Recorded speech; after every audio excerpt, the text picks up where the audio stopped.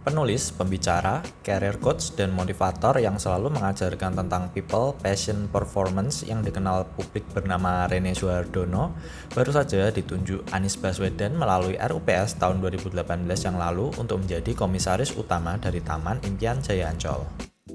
Kebetulan saya juga memiliki bukunya yang cukup terkenal waktu itu berjudul Your Job is Not Your Career.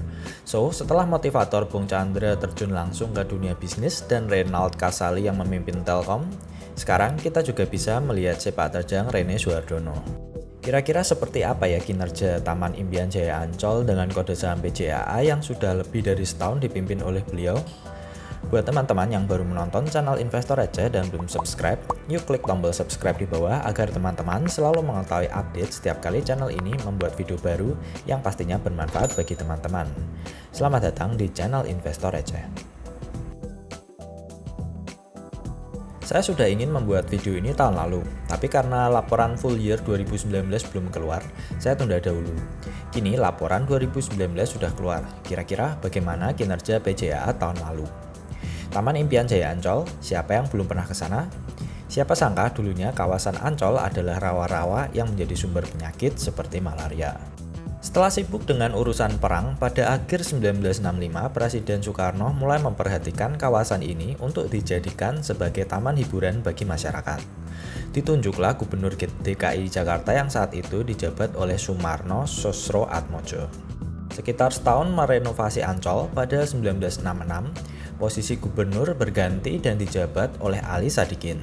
Seluruh proses pembangunan Taman Impian Jaya Ancol dilaksanakan di bawah PT Pembangunan Jaya. Sebagai info, Insinyur Ciputra adalah sosok penting di balik PT Pembangunan Jaya. Beliau juga yang mengusulkan ide untuk membangun Taman Impian Jaya Ancol. Tanggal 10 Juli 1992, PT Pembangunan Jaya resmi berganti nama menjadi PT Pembangunan Jaya Ancol. Karena tingginya minat masyarakat dan mulai berkembangnya Ancol, pada 2004 mereka resmi melantai di bursa dengan melepas 80 juta lembar saham. Jadi saat ini komposisi kepemilikan Taman Impian Jaya Ancol dimiliki oleh Pemprov DKI Jakarta dengan 72%, PT Pembangunan Jaya dengan 18%, dan 10% sisanya dimiliki oleh publik. Rene Suhardono bertindak sebagai komisaris utama dan independen, sedangkan direktur utama dijabat oleh Teuku Sahir. Bisnis Ancol adalah sebagai taman hiburan di mana secara garis besar bisa dibagi menjadi dua macam, rekreasi dan properti. Di bisnis rekreasi terdapat berbagai macam bisnis dari rekreasi taman hiburan seperti dunia fantasi, SeaWorld, Faunaland, pasar seni hingga gondola. Jika pengunjung lapar, Ancol juga menyediakan berbagai macam kuliner. Teman-teman bisa pilih berbagai macam dari Starbucks, Segara, Cafe Columbus, Bandar Jakarta, Le Bridge, hingga Mang Engking. Ancol juga menyediakan penginapan resort. Putri Duyung Resort, Mercure Hotel, hingga Discovery Hotel merupakan di antaranya. Selain hotel, Ancol juga menawarkan beberapa tempat convention untuk keperluan pameran, pernikahan, dan acara-acara besar lainnya. Buat yang belum tahu, ternyata PT Pembangunan Jaya Ancol juga sudah merambah bisnis properti. Walaupun saat ini penyumbang pendapatan terbesar masih bersumber dari bisnis rekreasi. Apartemen Northland di Pademangan, Jaya Ancol Seafront di Ancol Barat, Costa Villa Beach Resort, dan Ancol Courtyard Marriott Hotel adalah beberapa properti milik mereka. Itu tadi sekilas gambaran bisnis dari PT Pembangunan Jaya Ancol yang berkode saham PJAA.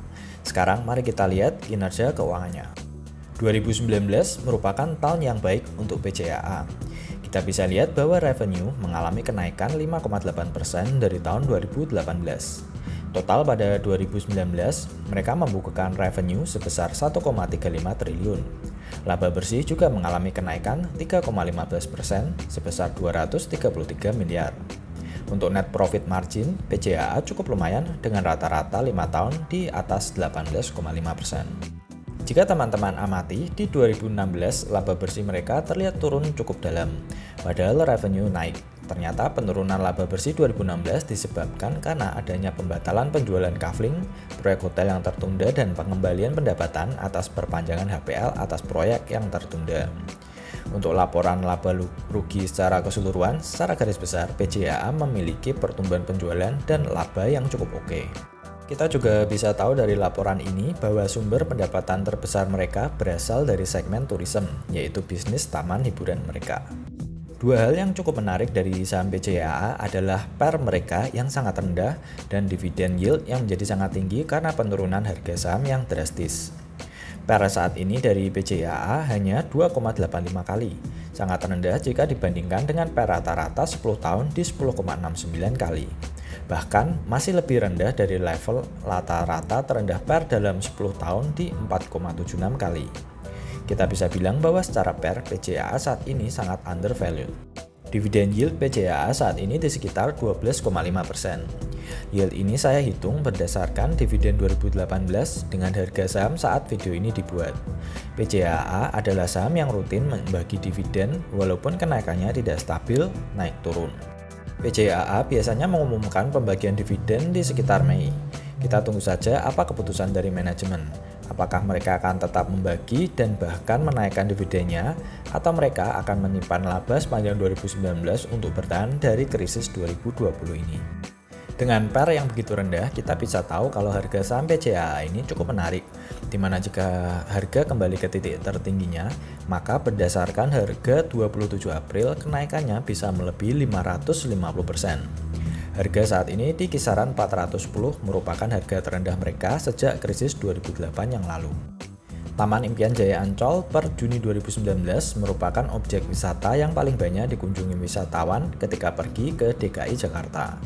Sepanjang 2019, jumlah pengunjung mencapai 6,8 juta pengunjung. Peringkat berikutnya ditempati Taman Marga Satwa, Taman Mini, Monumen Nasional, dan Museum Sejarah Jakarta. Taman Impian Jaya Ancol merupakan satu-satunya taman hiburan yang paling favorit dan terkenal di Indonesia saat ini. Belum ada pesaing yang mendekati dengan model bisnis dari PCAA. Melihat kemana perusahaan ini akan berkembang, menurut saya PCAA akan meniru seperti Disneyland, di mana mereka akan mengintegrasikan taman hiburan, pertunjukan, wisata kuliner, dan perhotelan. Di sisi lain, PCAA juga memiliki beberapa kekurangan seperti menurunnya pendapatan sepanjang 2020 karena wabah. PCAA baru akan bisa recovery dan mendapatkan pemasukan kembali paling cepat di kuartal 4 tahun ini. Taman Impian Jaya Ancol adalah BUMD milik Pemprov DKI Jakarta. Karena itu mungkin salah satu hambatan dalam pertumbuhan usaha adalah dari sisi ekspansi ke kota-kota lain di Indonesia. Saya sendiri tidak berniat untuk memiliki saham PCAA. Tapi dari segi kinerja, saya rasa saham ini cukup oke untuk dimiliki. Apalagi dengan PER yang sedang berada di titik paling rendah dalam 10 tahun terakhir, dan kemampuan Pak Rene dalam menahkodai perusahaan, saya cukup yakin dengan kinerja PCAA di tahun-tahun ke depan. Silahkan bagi di kolom komentar jika teman-teman ingin menambahkan hal-hal baik itu positif maupun negatif sebagai bahan tambahan bagi mereka yang tertarik dengan saham ini. Jangan membeli saham hanya karena video ini saja. Mohon lakukan analisa dan research lebih lanjut kepada setiap saham yang ingin dibeli. Oke, silahkan like video ini jika mendapatkan manfaat, bagi ke sosmed dan subscribe.